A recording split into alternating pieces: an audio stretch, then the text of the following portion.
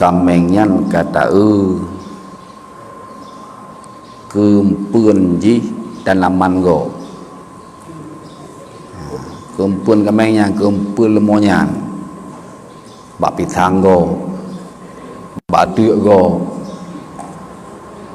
di kedanyo tanah minta tahu kameng tanah korban tanah ablau ya apa jit ablau kamengnya ya. Kameng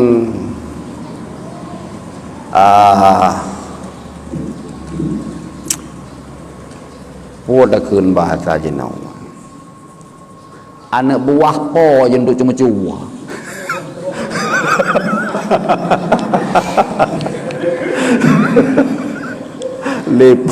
liurangnya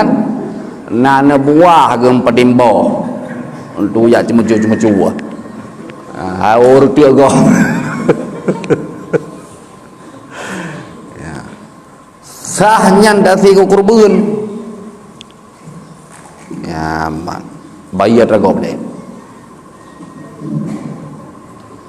bayar ragop le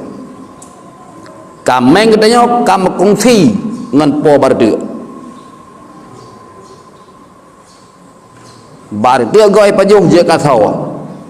ba padegop je jerat je ka sawa ba pisang goi jerat je ka sawa bading kilo tua bayu giban jalan ta bayu ya tak si padegop dumna luah herat padin tak si barde gop bayu barulah kamengnya jadi selama kalau kita bayar ragop kameng kena berkongsi sama dengan asal kameng hinai dia nak terus sabar gimana mesti kubur terus sabar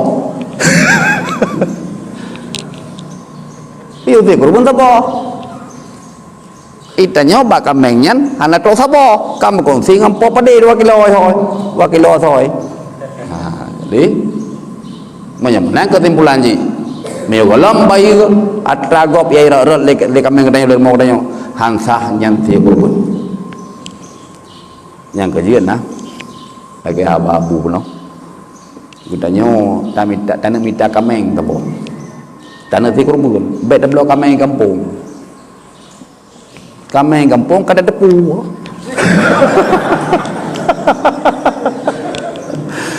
dia minta apa je ko deh